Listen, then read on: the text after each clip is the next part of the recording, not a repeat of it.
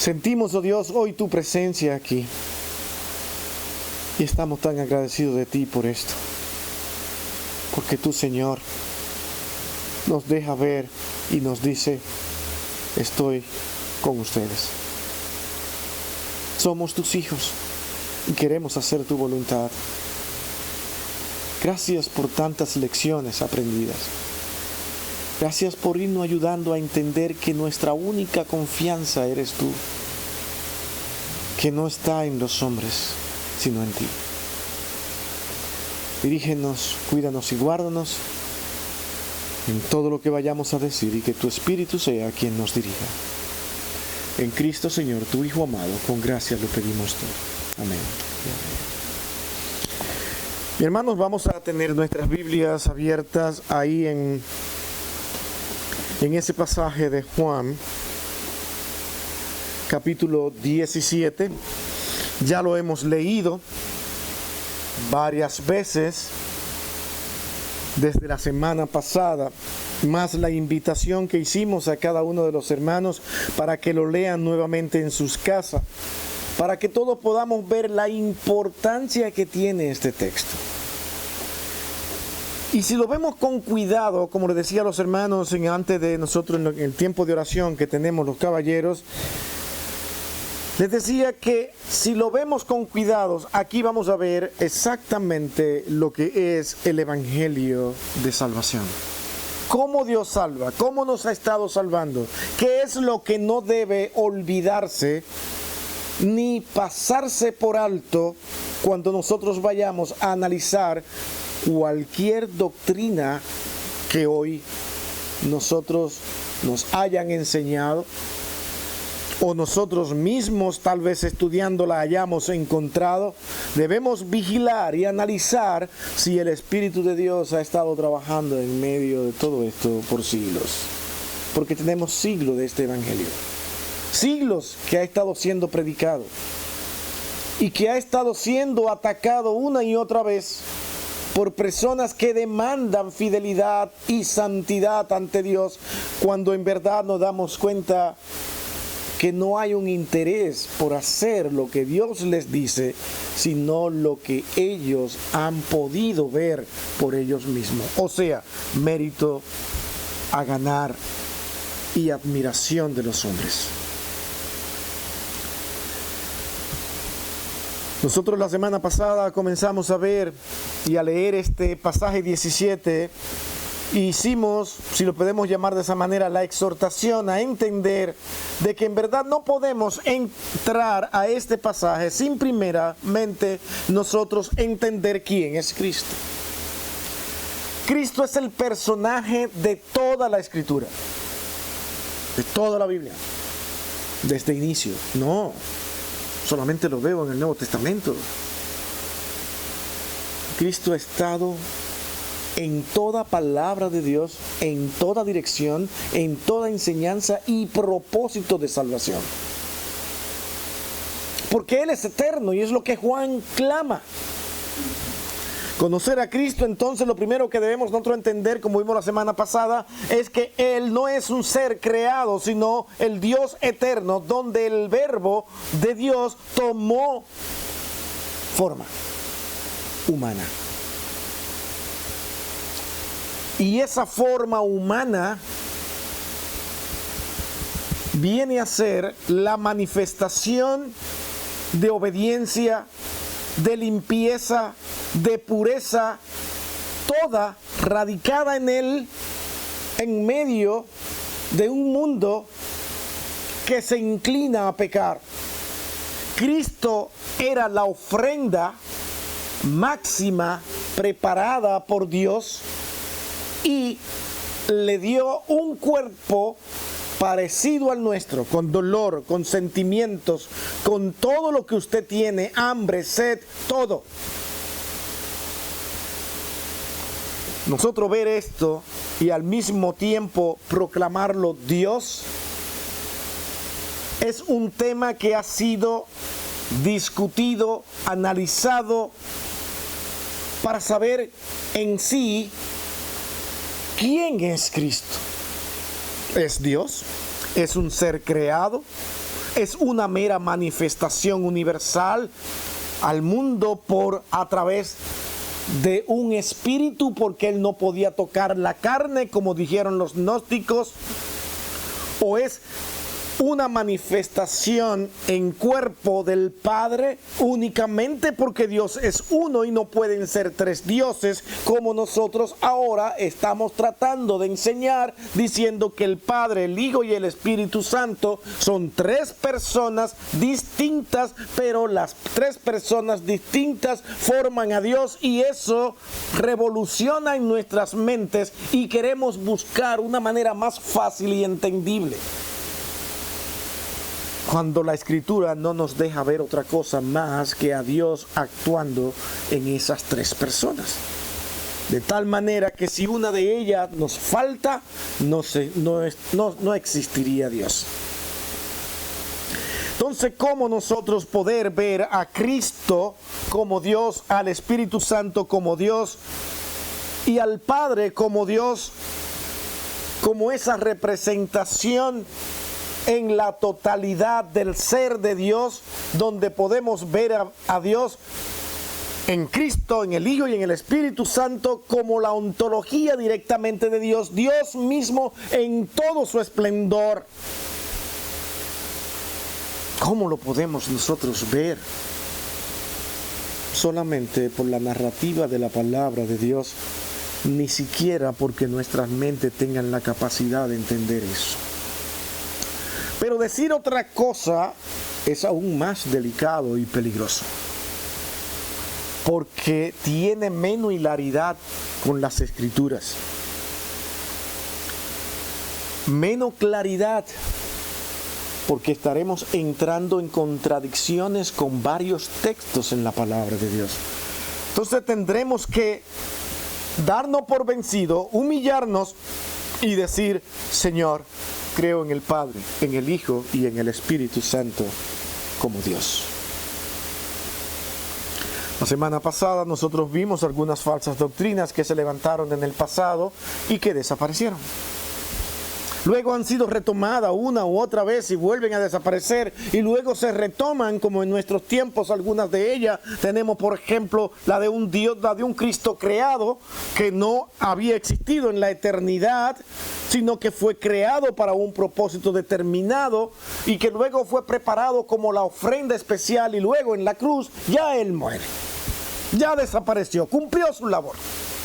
¿Por qué? Porque entonces hay que decir que Dios murió y Dios no muere. Claro, Dios no muere. ¿Cómo entender esa unión entonces de esa parte, de esa naturaleza humana y divina, para caminar por todos los siglos, porque va a ser eterna? Y eso es lo que creo yo, porque veo a un Cristo que se transfigura y aparece con un cuerpo transformado, como diciéndonos: así seremos nosotros. Pero el mismo Cristo fue quien dijo: nadie quita mi vida, sino que yo la pongo para volverla a tomar. O sea, está hablando Dios y está llevando allí en sacrificio a esa naturaleza humana que luego Él mismo la va a dar en vida otra vez. Es Él quien lo hace, es Él quien hace el trabajo, pero esa naturaleza humana, al igual que la nuestra, que va a ser transformada y cambiada y glorificada, también la veremos. ¿Por qué? Porque Cristo mismo lo hizo consigo mismo. Lo que se separa en ese momento de pecado es esa naturaleza que también vino a formar de manera inseparable como parte de Dios. Eso muchos no lo quieren aceptar. Sin embargo, si tú dices otra cosa, estarás totalmente dando enseñanzas que no puedan tener hilaridad con las Escrituras. Y ahí está el problema. Pero otra cosa importante, como también vimos la semana pasada, tenemos que ver cómo esas doctrinas de la Trinidad han permanecido a través de los siglos invariablemente. ¿Quién la ha preservado? El Espíritu Santo. ¿Dónde han estado las doctrinas de Sabelio? ¿Dónde han estado las doctrinas gnósticas del monofisismo? desaparecieron, pero luego son retomadas. Siglo XIX, prácticamente casi todas para atrás. Pero la doctrina de la Trinidad ha continuado. ¿Por qué? Porque esa ha sido preservada por el Espíritu de Dios. ¿Lo quiere usted creer? No. Pero eso es Dios diciendo, esta es la realidad de quién soy yo. Pero hay enseñanzas como estas cuando nosotros vamos a Isaías capítulo 9:6. ¿Cómo no confundirnos con textos como estos cuando dice: porque un niño nos es nacido, hijo nos es dado, el principado sobre su hombro, y se llamará su nombre admirable, consejero, Dios fuerte, Padre eterno, príncipe de paz? Notemos que aquí hay cosas donde los unitarios podrían decir, ahí está. Ese que vendrá será el Padre eterno. ¿Sí lo pueden ver? Dice, tienen razón, entonces, porque Cristo que vendría es el mismo Padre, es el Padre eterno. Ok, vamos a decirte que eso es cierto. Ahora vamos a tener nosotros que organizar los textos bíblicos y pasajes bíblicos que comienzan a presentar a Cristo hablando con el Padre. ¿Cómo lo hace? ¿De qué manera entendida a la mente humana podemos nosotros ahora ver a alguien que habla consigo mismo y se pide a sí mismo? Es que yo soy el Padre y me pido al Padre y hablo con el Padre. O como cuando el bautismo de Juan, ¿se acuerdan de eso? Que aparece el Espíritu Santo como paloma. La voz de Dios hablando y a Cristo para ser bautizado. ¿Cuánto vemos ahí? ¿Cómo organizar eso? Cuando Él es un solo. O sea, Cristo en un momento dado se transforma en una paloma. Luego habla y luego vuelve otra vez. No tiene sentido. ¿Creen que ese era el propósito de Dios? Cuando Dios todo lo que manifestó al hombre fue en su lenguaje, en su forma de hombre, para que fuera entendido. Incluso adoptó partes del hombre sin él siendo espíritu. Dice la mano de Dios, la boca de Dios, los labios de Dios. ¿Para qué? Dios no tiene nada de eso, pero se relaciona con el hombre de esa manera. O sea, Dios tenía interés de que el hombre le entendiera. Nada de lo que ha sido expresado en la Escritura es para que no se entienda. Entonces, ver este texto diciendo que Cristo es el Padre y ya, y que quien murió ahí no fue el Padre, sino un ser preparado para esa ofrenda. Lo preparó Dios, lo guió para que no pecara, y entonces, ahora mueres y desapareces. ¿Y qué tal la transfiguración? ¿Cómo pueden arreglar eso? Es que hay muchas preguntas que hay que hacerse cuando las doctrinas no tienen sentido. Lo que sí va a permanecer todo el tiempo es lo que Dios ha organizado para que se lleve a cabo. Y eso es lo importante. Mi hermano, nosotros vimos un texto que es digno de que nosotros lo analicemos y lo veamos. Y es el texto de Hechos.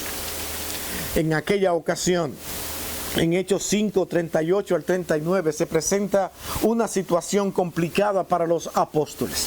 Están siendo acusados, están siendo sentenciados y posiblemente con peligro de muerte. Pero no hay manera de qué podemos acusarlo, qué hacemos, pero continúan las acusaciones porque se hacía necesario para los líderes religiosos de aquel entonces eliminar también a los apóstoles. Ya eliminamos a Cristo, vamos a eliminar a sus discípulos. Pero uno de ellos llamado Gamaliel, dijo estas palabras. Y parafraseando lo que este pasaje nos dice, primero se le apareció, habló de alguien como Teudas, Y le dice, tuvo muchos discípulos predicando y enseñando cosas diferentes a lo que nosotros creemos. Pero al no venir de Dios, sus 400 hombres se dispersaron y él murió. Luego otros se levantaron y también desaparecieron. Y eso le llevó a él a decirle, ahora le digo estas palabras: aparten a estos hombres y déjenlo. Porque si este consejo o esta obra es de hombres, se desvanecerá. Mas si es de Dios, no la podréis destruir, no seáis tal vez hallado luchando contra Dios. Me encuentro con pasajes como estos y digo, toda la razón del mundo tenía Gamaliel. Porque lo que es de Dios permanece, nos guste o no, pero lo que no es de Dios se desvanece, tarde o temprano. ¿Cuántas cosas no han planificado en el tiempo los hombres para hacer y organizar este mundo a su manera? Ahí está la historia. Esto no es nuevo. Nosotros estamos diciendo ahora que hay una élite, que hay un grupo de personas que no quieren gobernar. Dice, pero ¿cuándo es que esto no ha pasado?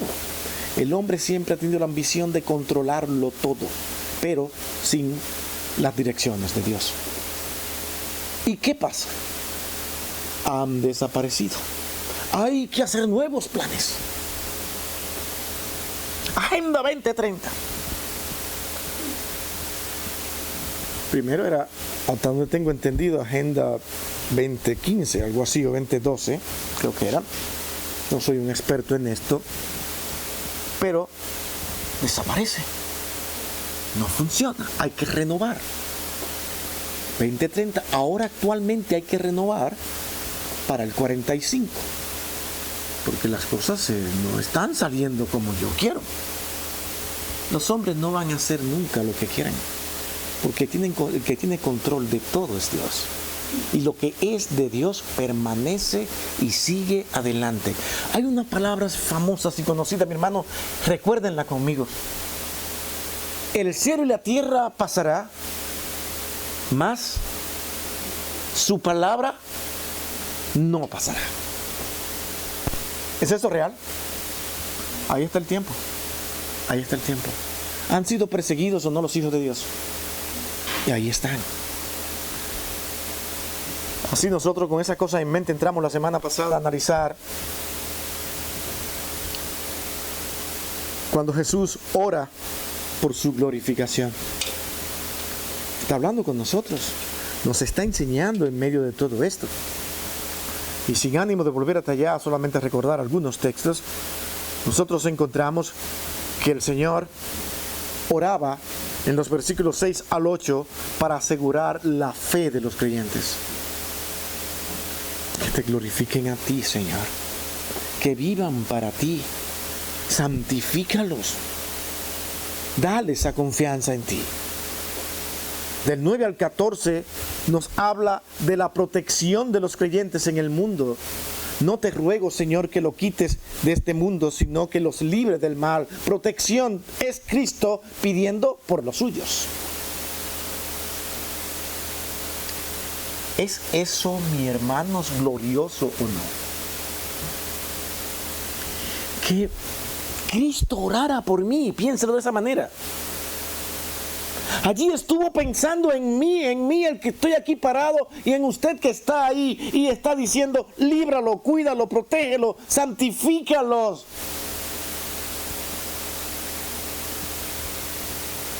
Pero no soy yo que lo estoy pidiendo, lo está pidiendo nuestro Redentor, nuestro Salvador, Dios mismo. ¿Acaso hay algo que Dios se proponga hacer que no se ha hecho y que no se haga?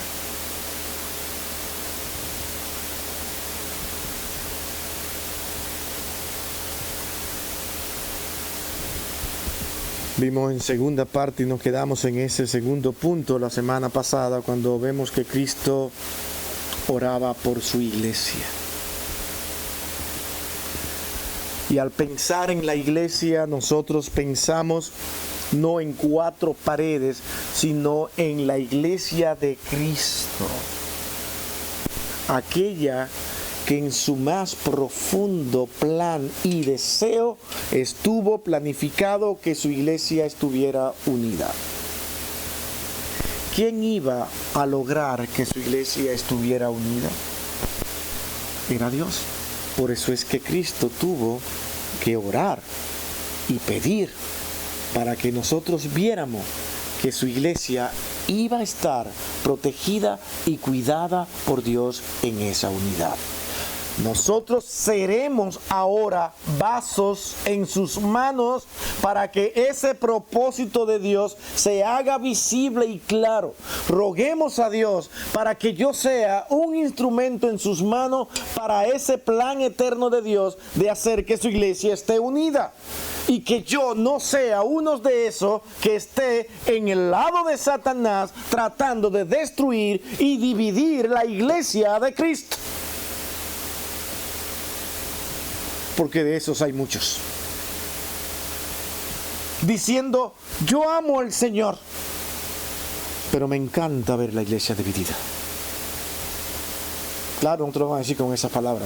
Sus acciones parece que todo se inclina hacia ahí. Siempre hay alguien a quien acusar. Siempre hay un motivo para armar una revolución donde quiera que llego. Siempre hay una protesta. No tengo el deseo de humillarme porque lo que yo quiero es que a mí me hagan caso, que a mí me escuchen, que a mí me vean como la persona tremendamente importante y necesaria. Y Cristo está diciendo, Padre, santifícalos tú, apártalos tú, cuídalos del mal. Esos que van a ser cuidados y apartados del mal, no van a ser divisivos, no lo van a hacer. Porque pertenecen a Dios y han sido llamados y escogidos para la unidad de su pueblo. Y esta protección que Dios le da a sus hijos. Leamos Romanos 8, 31 al 39. Vamos a ver algunas cosas en ese texto. ¿Qué pues diremos a esto? Noten, amados, que esto es glorioso. Si Dios es por nosotros, entonces ¿quién contra nosotros? Ese pasaje salió esta mañana aquí. El que no escatimó a su propio Hijo, sino que lo entregó por todos nosotros, ¿cómo no nos dará también con Él todas las cosas? Observen, todo el tiempo es Dios con nosotros. ¿Quién acusará a los escogidos de Dios? Son los que van a permanecer. Están en el plan de Dios para mantener su iglesia. Dios es el que justifica. No hay hombre que lo pueda hacer. Entonces, ¿quién es el que condenará? Dice el texto. Bueno, el que condenará, dice, Cristo es el que murió. Más aún, el que también resucitó, el que además está a la diestra de Dios, el que también intercede por nosotros. Nos está acabando de decir que si Cristo no intercede por mí, no hay justificación. No hay justificación. Yo no puedo convencer a Cristo. ¿Me has visto a mí? ¿Has visto mi perfección, mi limpieza y mi pureza? Señor, ahora ¿qué harás ante semejante personaje como yo? ¿No será simplemente que tú, Cristo, bajar tu cabeza y decir, ahora tengo que salvarte? No es que ningún hombre encontrará justificación ante Dios. Nadie, si no es porque Cristo intercede por nosotros. O sea, todo está en Cristo. No hay hombre que te diga a ti, ven detrás de una ventanilla y te diga, te perdonaré tus pecados. Solamente ve y hace eso y yo te perdono tus pecados. No hay hombre que pueda hacer eso.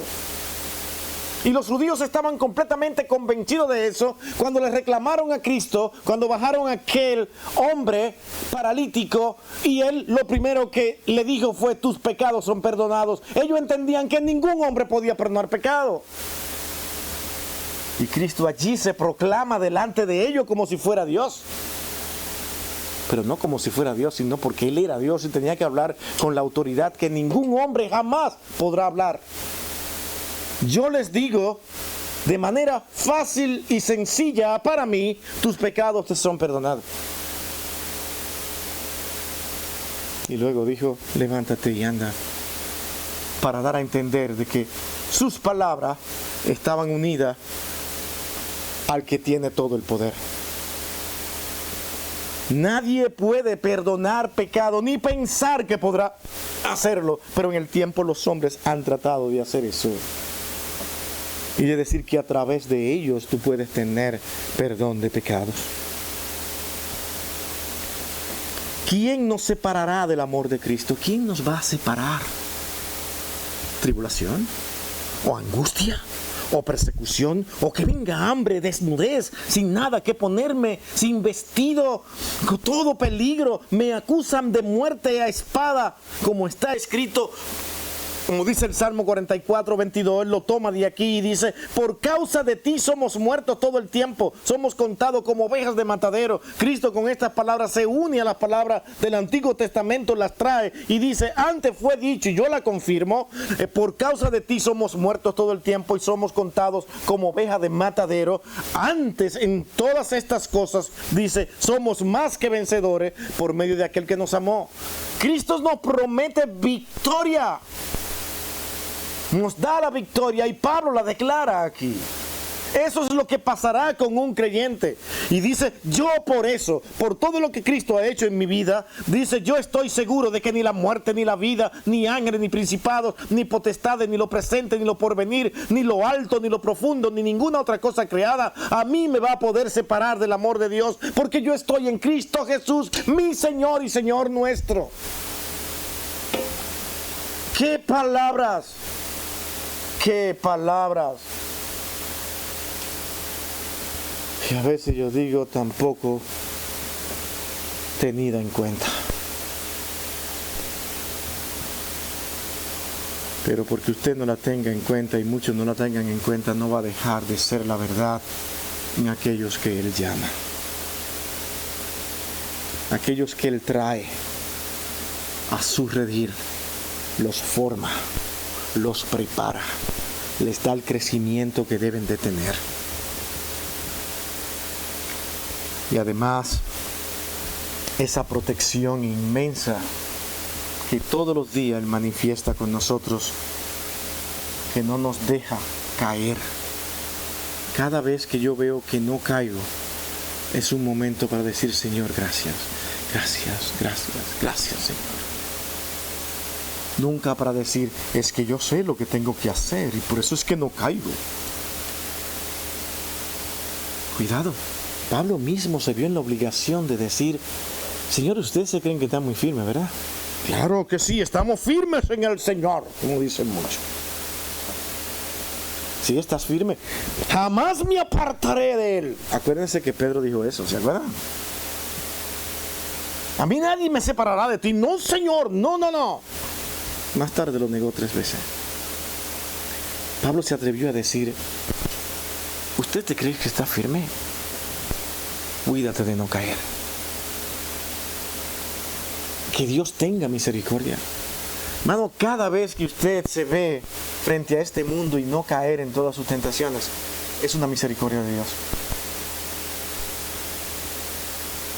Eso es lo que yo quiero que entendamos. Es una misericordia de Dios. Eso nos mantiene humillados. Yo le decía a los hermanos cuando orábamos también hace un momento, dice, este es un pasaje que cuando tú lo lees como debes de leerlo, este capítulo 17 en esa oración de Cristo, es una humillación total a mi persona.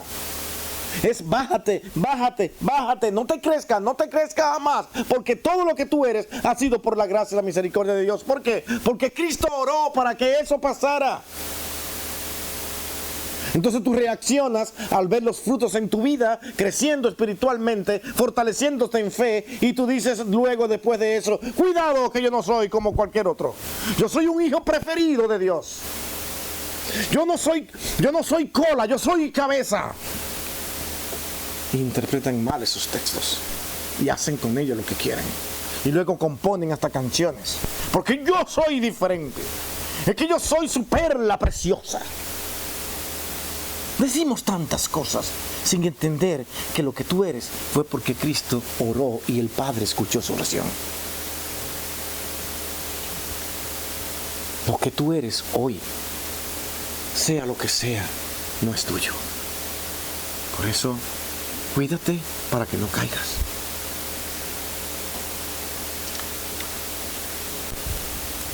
Oró por santificación en el versículo 17 de este pasaje de este capítulo 17, por cierto, y en el 15 y el 17 pide para que Dios lo libre del mal. Todo el tiempo es Dios. Y versículo 19 y al 16 al 19 nuevamente vuelve a decir: Señor, por su santificación, apártalos. Todo el tiempo es Él, está orando Cristo.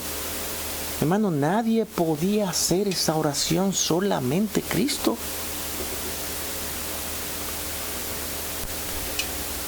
Y esta es una partecita que le he visto discutiéndolo en teólogos. Y no hay razón. El único que podía tener esa autoridad para venir y que eso se cumpla a la perfección era el Redentor de este mundo.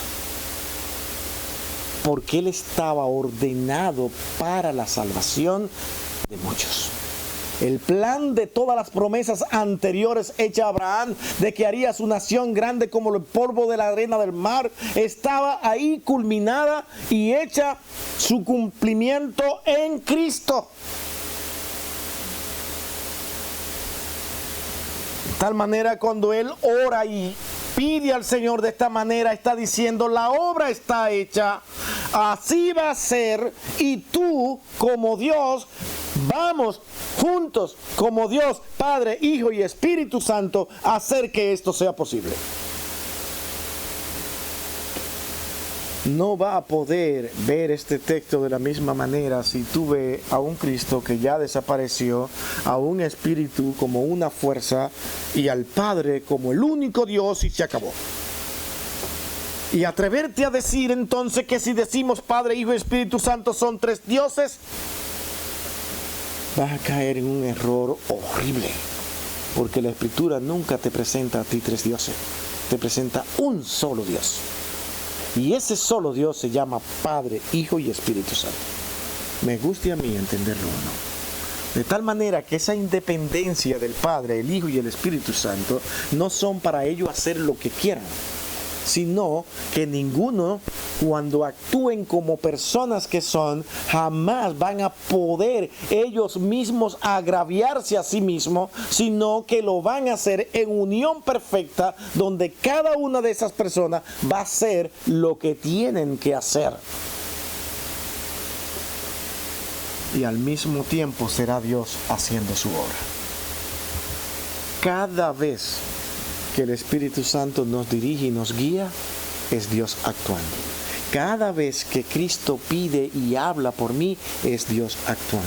Y cada vez que el Padre hable y diga así ha de ser, es Dios haciendo su obra en tres personas. En Elohim del Antiguo Testamento, plural de Dios, hagamos. ¿Cuánto hay? Más de uno. Y luego dice: solamente Dios es el creador, porque en el principio creó Dios. No hay necesidad de mencionar y decir creamos, sino Él creó, porque esas tres personas que estuvieron envueltas en la creación son Dios, únicamente Dios.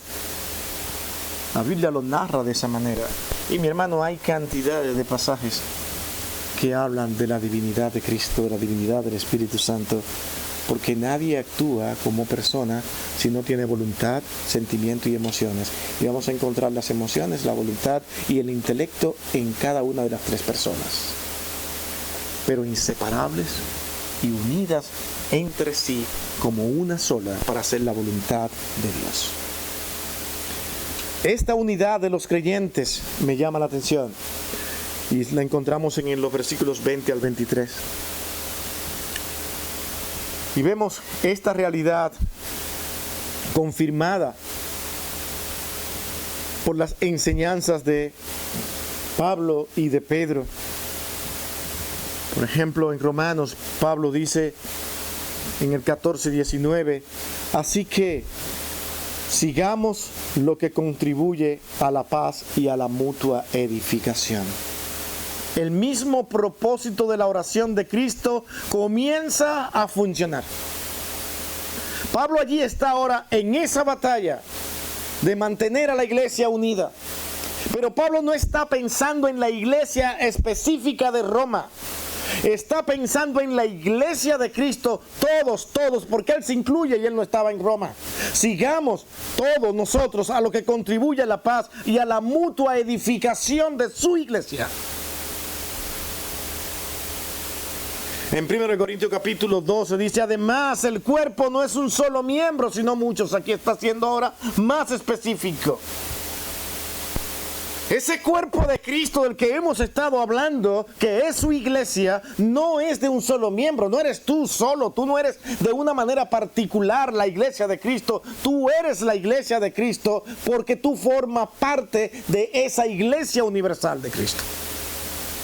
Y somos la iglesia de Cristo, y además dice que Él no habita en esos templos hechos de mano, sino que ahora Él habita en aquel que Él mismo ha hecho y ha transformado, que es una indicación de que Él habita en lo que Él mismo ha hecho, una labor en usted y en mí.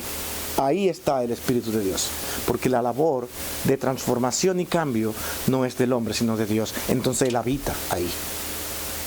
¿Se entiende eso? Porque lo hizo Él, no lo hizo el hombre. El cambio que usted tiene, vea lo que vea, poco o mucho, ha sido Dios y su Santo Espíritu. Y luego dice, y Él nos guiará a toda la verdad. La iglesia de Cristo está siendo cuidada por Dios porque Cristo pidió que eso pasara. ¿Lo pueden ver? Efesios 4, 2, 3 dice, con toda humildad y mansedumbre, soportaos con paciencia los unos a los otros en amor, solícitos en guardar la unidad del Espíritu en el vínculo de la paz. La unidad de la iglesia, tema tan olvidado, porque algunos llaman a permanecer unidos, pero solamente estaremos unidos si tú haces lo que yo quiero. No, la iglesia de Cristo estará caminando a través de los tiempos de una manera muy diversa, y el Espíritu Santo guiando y cuidando para que la verdad fundamental de su palabra, lo que es el plan de salvación, jamás desaparezca. Se va a encontrar con personas que tienen una escatología diferente a la suya. Algunos creen en un milenio, otros no creen en un milenio, y cuando tú vas al final de todo y el Señor dirá, ¿y qué? Que ustedes estén creyendo todas estas cosas por diferencia. ¿Acaso eso le va a salvar de la ira venidera? Cuando yo acabé de decirle a ustedes en una ocasión de que eso no era un problema de ustedes, porque siempre ha sido la inquietud de los hombres decir, ¿qué será lo que pasará? ¿Qué pasará conmigo? Vamos a ver, dinos claro lo que va a pasar. Dice, a ustedes no les incumbe eso. ¿Se acuerdan de ese texto? Sino que se conformaran con que Cristo viene pronto. La firmeza de que es Cristo que salva, de que es únicamente a través de Cristo la salvación, de que es una promesa de Dios a través de una misericordia de Dios, es parte de lo que nadie puede cambiar. De que Él es quien santifica y purifica, no puede cambiarse. De que Cristo es Dios con nosotros, no puede cambiarse. Porque esas palabras de Isaías, ahora Mateo mismo las recuerda en su escrito y dice para hablar de quién, de ese que había aparecido, de Cristo, el que nacería. Ese Emmanuel, ese es Dios con nosotros, como en Isaías 9, versículo 6, dice, ese es Él, es el que ha venido, todo es Cristo, nadie puede variar eso. No lo cambies, no lo minimices, porque estarás entrando en tergiversación de lo que en verdad es Cristo. Por eso dijimos al principio, si usted no sabe quién es Cristo, esta oración sacerdotal de Cristo no tendrá sentido. Y usted estará haciendo doctrinas como quiere y poniendo este pasaje a un lado y tomando versos a como usted le convenga para que su doctrina encaje. Filipenses 2:14, por tanto, Filipenses 2:14, si hay alguna consolación en Cristo, si algún consuelo de amor, si alguna comunión del Espíritu, si en algún efecto entrañable, si alguna misericordia, completad mi gozo sintiendo lo mismo, teniendo el mismo amor, unánime, sintiendo una misma cosa. Es un llamado a la unidad del cuerpo de Cristo, ¿sí o no? Pero no la unidad únicamente de lo que estamos aquí, sino que Dios nos una a todos. Van a haber criterios diversos. Es más, aquí yo me siento con cualquiera de ustedes y ustedes no van a pensar igual que yo en todo. Pero en lo que no podemos variar es en la manera que Dios nos ha estado salvando. Y en esta oración está realmente la ortodoxia cristiana. Él es quien santifica. Todo es Cristo. Puesto los ojos en Jesús, el autor y consumador de la fe. Todo lo que tú cambies que minimice a Cristo para hacer una doctrina, será errado. Todo. Todo, no importa cómo lo traigas. Si vienes con nuevas profecías, como si tú fueras el nuevo Cristo o el nuevo Mesías, como ha pasado, no viene de Dios. Cristo mismo hizo lo que nadie jamás hará. ¿Sabe lo que es declarar abiertamente, sabiendo lo que esto le costaría? Pero tenía que decirlo porque no hay más verdad que esta. Yo soy el camino, la verdad y la vida. Él sabía que todo esto vendría más tarde. Es como decir, la única verdad que van a encontrar y la que va a tener que ser presentada ante Dios es que ustedes confiaron o no confiaron en aquel único camino, el que daba la vida, y que luego advirtió, nadie vendrá al Padre si no es por mí. Busque en la historia qué hombre se ha atrevido a decir eso. No puede. Y que luego sea confirmado en el tiempo. La verdad de Cristo está ahí confirmada. ¿Por qué? Porque la verdad de Dios iba a ser protegida por Dios mismo. Su Espíritu, los escritos. ¿Cuántos manuscritos no tenemos para confirmar hoy en día toda la verdad? Más de 5,000 manuscritos, donde cada uno van ahí aislado para que nosotros en esa responsabilidad nuestra estudiemos y veamos cómo es que Dios ha estado preservando y cuidando su verdad y cómo fue escrita su palabra, para que nosotros confirmemos que Dios está ahí envuelto. Permanezcamos unidos en esa verdad, en esa iglesia de Cristo, sin mirar nombre, ni sedes, ni grandeza de los hombres, sino mirar a aquel que en verdad es el Salvador del mundo. No hay hombre que organice ni haga una institución que tenga el poder de decir, ahora nosotros determinamos lo que hay que hacer, porque eso nunca fue dado a ningún hombre.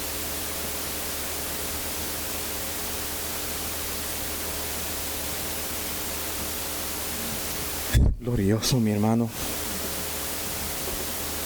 cuando sigue diciendo, nada hagáis por contienda o por vanagloria, antes bien con humildad, estimando cada uno a los demás como superiores a él mismo. Ese es el secreto de vivir en unidad. no mirando cada uno por lo suyo propio, sino cada cual por lo de los otros. Primera de Pedro, ahora Pedro nos dice lo siguiente: aquel hombre que Dios en su misericordia perdonó, porque primeramente estaba corrigiendo cuando le dijo 3 veces, apacienta mis ovejas. Pedro estaba allí corrigiendo a un apóstata, a un hombre que blasfemó y negó a Dios. Y lo estaba allí restableciendo en su misericordia. ¿Por qué? Porque es Dios quien cuida y guarda a sus hijos. Lo que Él llama, permanecen con Él. Y Cristo llamó a Pedro y no lo iba a abandonar. Y el pecado sí fue grave. Luego Pedro dice, finalmente, dice Pedro, sé todo de un mismo sentir, por favor. Compasivos, amándonos fraternalmente, como ese llamado que hacía nuestro hermano Francisco esta mañana, a unirnos y perdonar, incluso nos odien.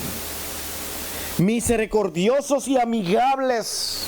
Qué duro es hacer eso, pero a eso nos ha llamado Cristo. ¿Quiénes van a hacer eso? Sus hijos, porque pueden. ¿Pero por qué pueden? Porque Dios les da la capacidad para hacerlo. Y se convierten en ejemplo a los demás, que nadie entiende cómo lo hizo, pero es que son personas que pertenecen a Dios.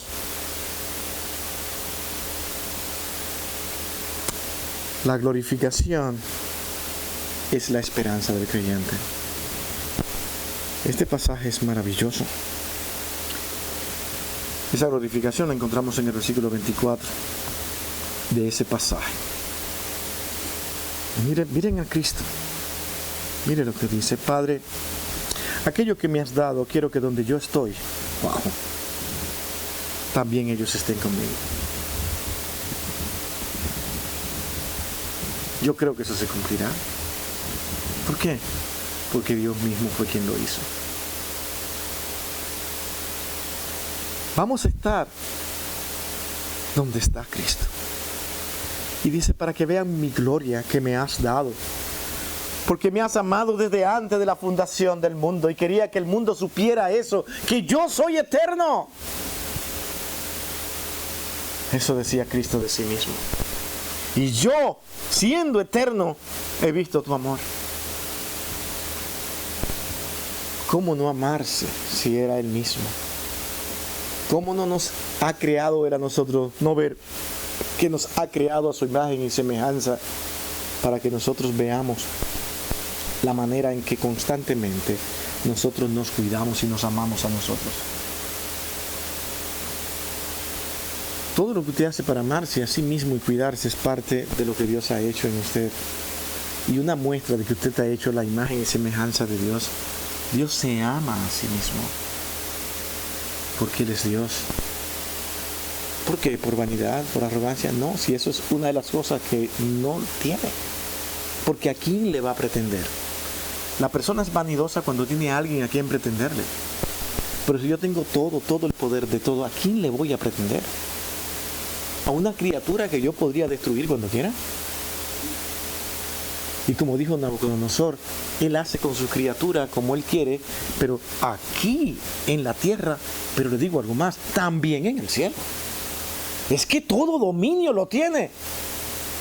De tal manera que cuando Dios manifiesta esa actitud de amar al Hijo, se está amando a sí mismo, ama, cuida, persevera, porque eso es amar, cuidar todo el tiempo. Y aunque esto suene complicado en teología, Dios tiene la capacidad perfecta de cuidarse. No como nosotros que decimos me voy a cuidar y en cualquier momento cometo un error, o como decimos nosotros en un lenguaje muy familiar, meto la pata. Y después, ¿cómo sacarla? Pero teníamos las intenciones de portarnos bien y hacerlo todo bien.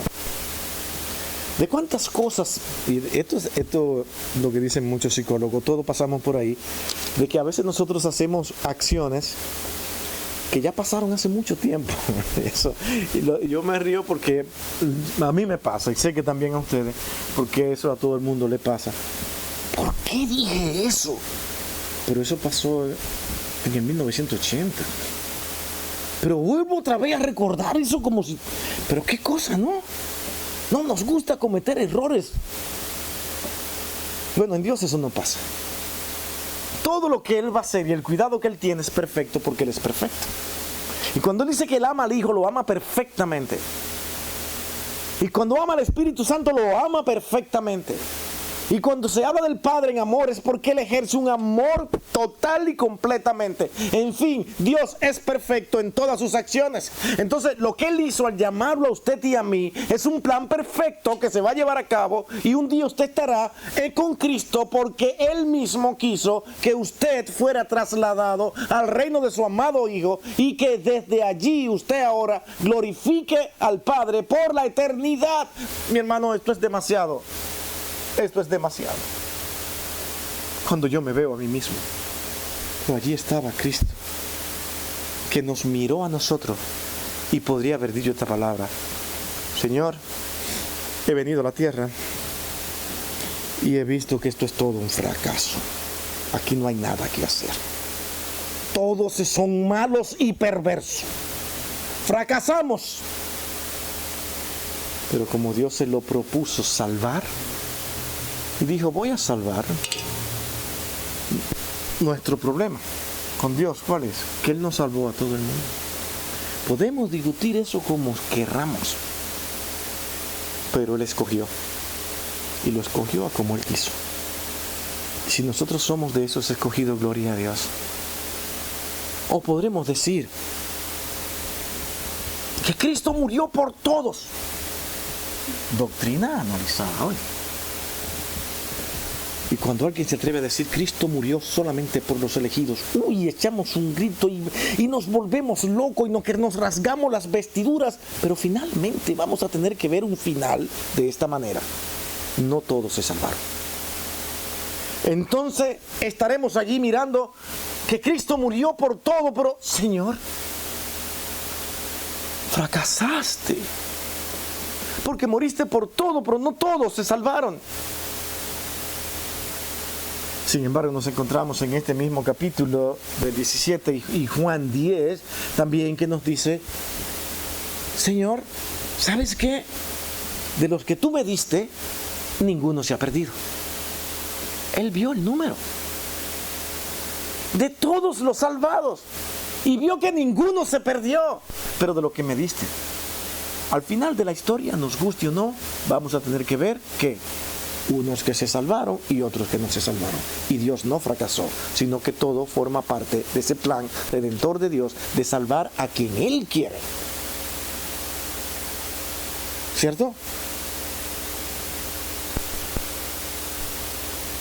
Eso es Dios. Y yo nada más me queda dar gracias a Dios cuando me veo haciendo su voluntad. Señor, tú me diste hoy la gracia para que yo hiciera tu voluntad. Soy tu hijo. Ese compromiso de Cristo con nosotros, versículo 25. Con eso vamos terminando. Padre justo, el mundo no te ha conocido, lo que estamos diciendo, pero yo te he conocido y estos han conocido que tú me enviaste. ¿De quién está hablando? De aquellos que anteriormente él ha estado pidiendo al Padre que los cuide y los saque del mal. Entonces, pero hay una parte en el mundo que no te conoce. Pero estos te han conocido porque tú a mí me enviaste. Le hiciste saber que yo estaba aquí para salvarlo. Le has dado ese entendimiento que ellos no entienden cómo pudieron creer en mí, pero eres tú. Es Dios haciéndolo. Mi hermano, usted no cree en Cristo por voluntad propia. Usted cree en Cristo porque Cristo hizo la obra para que usted creyera en Él. Hasta que usted no entienda eso, estará luchando por su salvación. Ay, Señor, y si tú me atrapas a mí en tu venida haciendo esto, un perdido total. Dice además en el versículo 26, y le has dado a conocer tu nombre. Mi hermano, ¿sabe lo que eso significa? Siendo el nombre de Dios tan santo y tan puro, le está diciendo, le has hecho tuyo. Nadie puede conocer ese nombre si no es de Dios.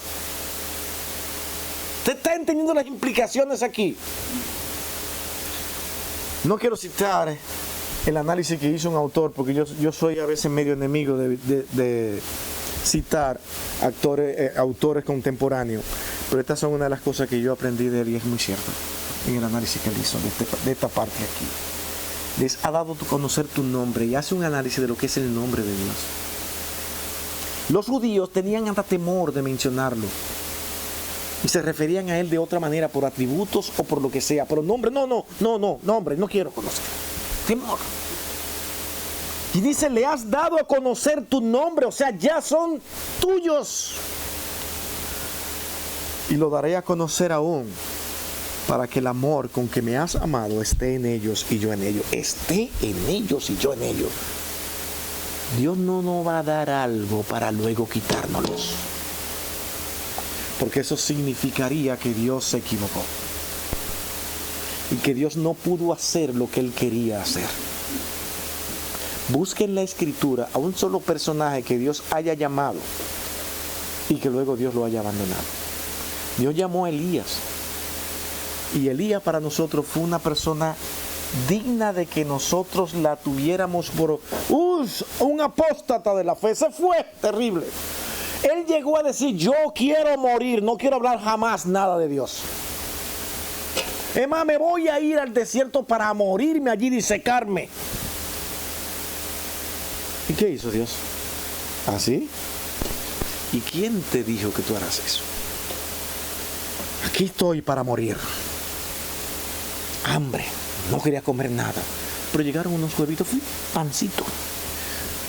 Tentaciones. No voy a comer pan, no lo voy a comer. Vas a comer pan, más pancito, ahora más fresco. Hay que comer pan. Se comió el pan, no puedo aguantar. Dios cuidándolo, protegiéndolo. Yo te llamé a ti, no es lo que tú quieras. Y en ese furor de Elías, ¿cómo llega Dios? Dice que llegó en un viento apacible, calmado, diciéndole, ese soy Dios. Y Elías le protesta. ¿Sabe por qué? Predica, habla y habla, y es una perversión total. Ahí no hay nadie que te conozca, Señor. ¿Cómo voy a seguir? Llévame, no quiero vivir. La pasividad de Dios. Elías, ¿cómo te equivocas? ¿Cómo te equivocas?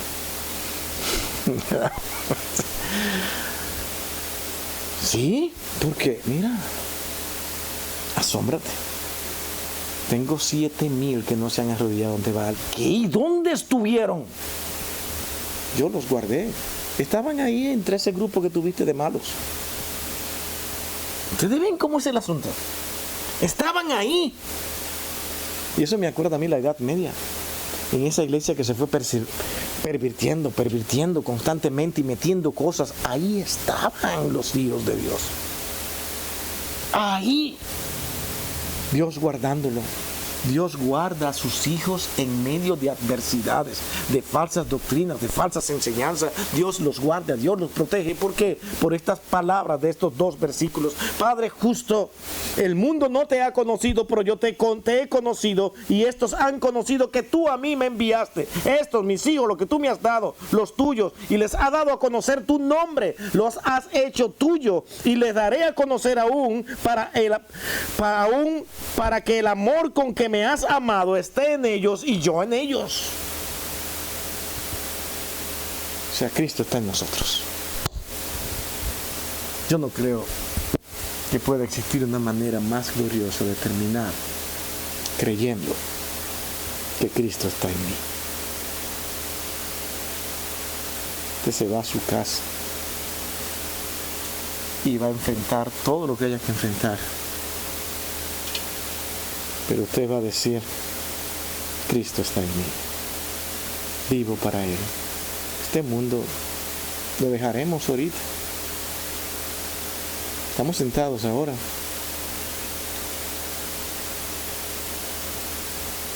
de ustedes aquí, ya no me verán. Se fue Billy.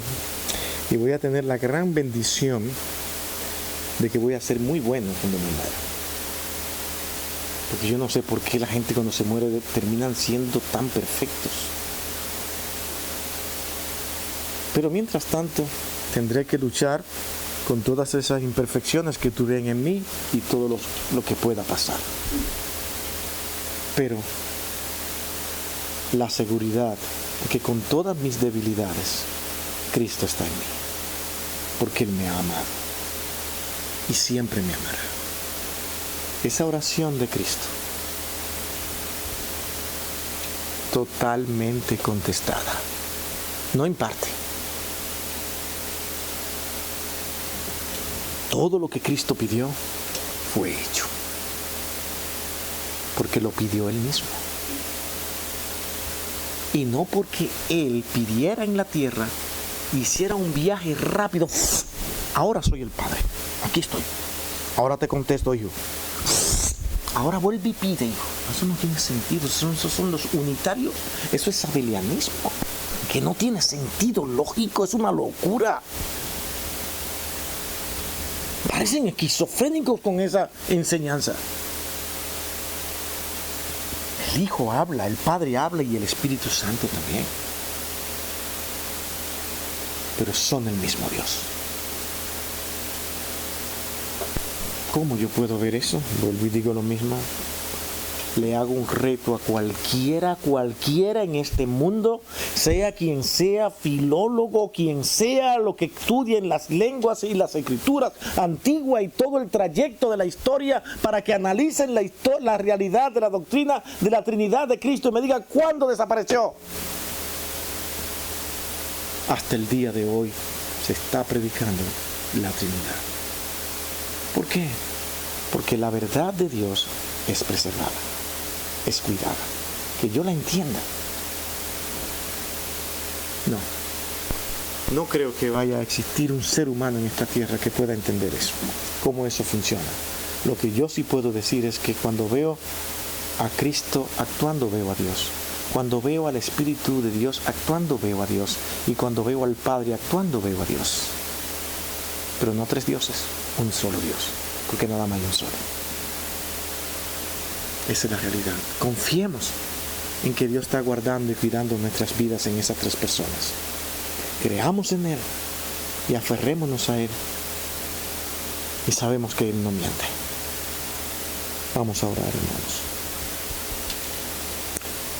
Alabado y bendecido sea tu nombre.